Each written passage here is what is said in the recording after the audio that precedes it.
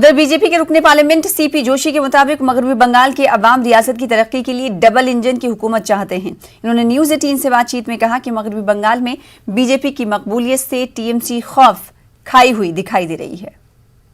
मेरे साथ मौजूद है बीजेपी के वरिष्ठ नेता सांसद सीपी जोशी साहब। सर, देखा जाए तो इस समय बंगाल चुनाव में बीजेपी ने अपनी पूरी ताकत लगा रखी है। गृह मंत्री अमित शाह जी लगातार रैली कर रहे हैं, लेकिन उनकी रैली पर जो ममता बनर्जी के भतीजे अभिषेक बनर्जी, उन्होंने बड़ा कटाक्ष किया है कि इतनी जो रैली में इनकी भीड़ हो रही है, इतनी भीड़ तो जो है जेसीबी की जब खुदाई होती है या चाय की दुकान पर चुस्की ली जाती है तो लोग इकट्ठे हो जाते हैं। अभिषेक बनर्जी ने जो कहा, मैं बंगाल की दृष्टि से देख सकता हूँ कि बंगाल की जनता ने टीएमसी को उखाड़ने के लिए वो जनता एक जेसीबी के रूप में खड़ी और हजारों लाखों की संख्या में अमित शाह जी और नरेंद्र मोदी जी के नेतृत्व में, नड्डा जी के नेतृत्व में वो टीएमसी को वहाँ से उखाड़कर भारतीय जनता पार्टी को स्थापित करना चाहते हैं। वहाँ जेसीबी अब चल चुकी है, जनता उस जेसीबी से उसी टीएमसी को उखाड़ने में लगी है जिन्होंने इतने वर्षों तक वहाँ तुष्टीकरण की राजनीति की, विकास नाम का कोई चीज़ नहीं, भ्रष्टाचार वहाँ चरम पर है,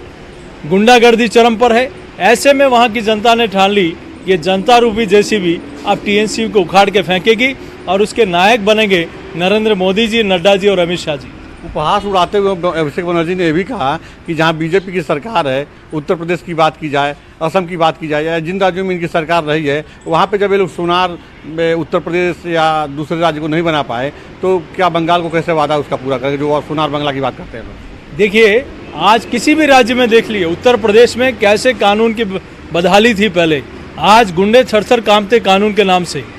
ये विकास, गांव में बिजली पहुंची हो, चाहे मेडिकल कॉलेज खुले हों, चाहे एम्स आए हों, चाहे सड़कें बनी हों, ये क्या विकास पहले नहीं हो सकता था? क्या इतने गांव में पेयजल की योजना पहले नहीं पहुंच सकती थी? लेकिन जब दो इंजन की सरकार, आज नरेंद्र मोदी जी और योगी जी की सरकार काम कर रही है तो डेवलपमेंट वहाँ दिख रहा है। आसाम में इतने एयरपोर्ट बने हैं, इतनी सड़कें बनी हैं, बॉर्डर पर काम हुए हैं,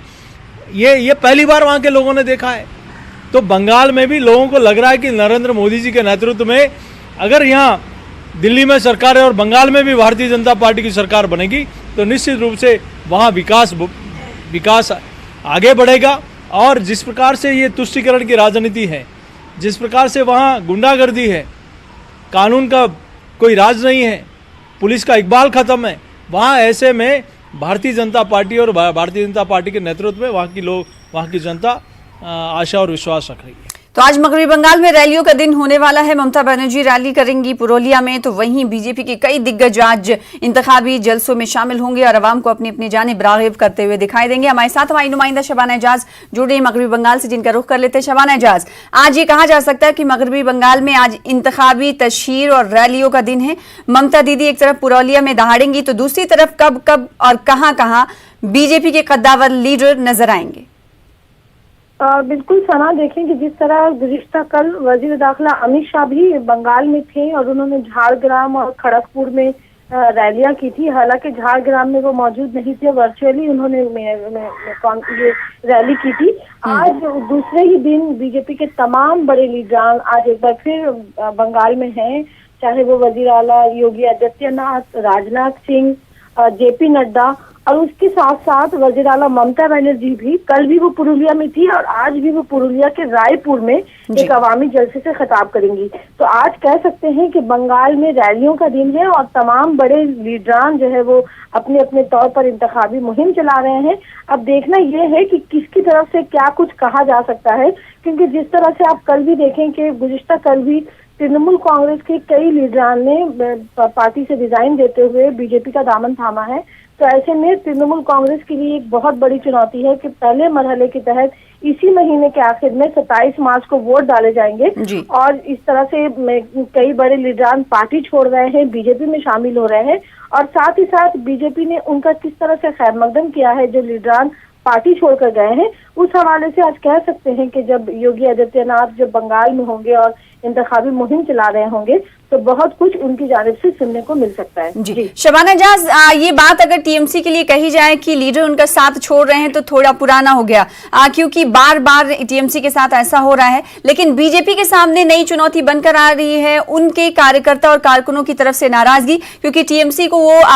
दल बदलू के तौर पर अपने दल में शामिल तो कर रहे हैं, लेकिन नाराजगी वो अपने कारकुनों की कैसे झेल रहे हैं और इन तमाम लोगों को कैसे एकजुट करेंगे, बड़ी चुनौती बीजेपी के सामने है। बिल्कुल, बीजेपी के सामने एक बड़ी चुनौती है कि जिन्होंने शुरू से बीजेपी का दामन थामा था और जिन्हें उम्मीद थी कि इलेक्शन के मौके पर उन्हें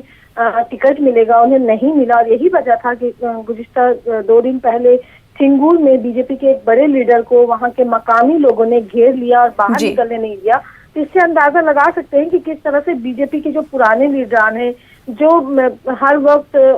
अच्छे बुरे दौर में बीजेपी के साथ रहे हैं, उनके लिए पार्टी में जगह नहीं बन पाई है। और वो लीडर जो तृणमूल छोड़कर या दूसरी पार्टी छोड़कर जो बीजेपी में शामिल हो रहे हैं, उन्हें टिकट दिया जा रहा है। तो एक तरह का चैलेंज है। लेकिन सबसे बड़ी बात यह है कि बीजेपी जिस तरह से बंगाल की सियासत में अपने कदम जमा रही है, ऐसे में बीजेपी के जो पुराने लीडरान हैं वो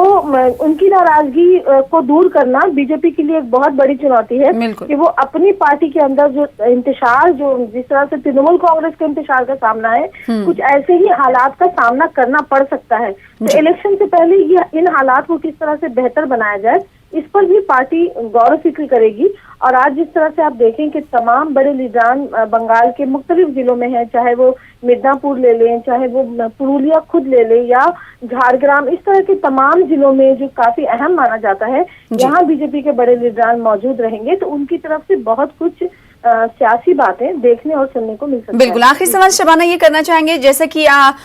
टीएमसी अपनी पूरी लिस्ट 294 असेंबली इंतखाबात उम्मीदवारों को लेकर जारी कर चुकी है,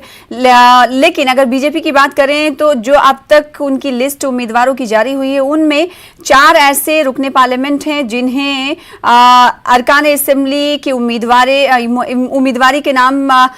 पर मुहर लगाई गई है। ऐसे में इस फैसले को भारतीय जनता पार्टी के मगरबी बंगाल की सियासत में किस तरह से देखा जा रहा है?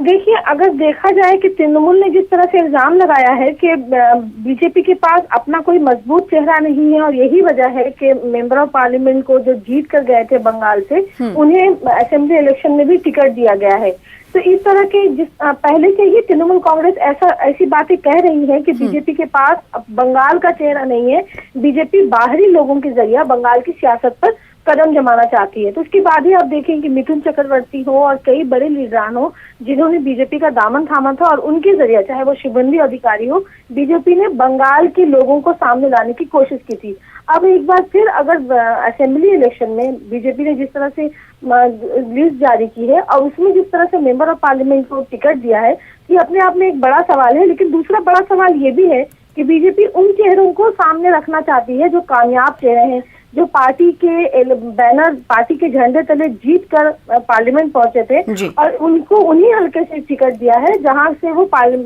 एमपी इलेक्शन जीते थे। यानी तो कुल मिलाकर कहा जा सकता है कि बीजेपी रिस्क नहीं लेना चाहती, इस वजह से मेंबर ऑफ पार्लियामेंट को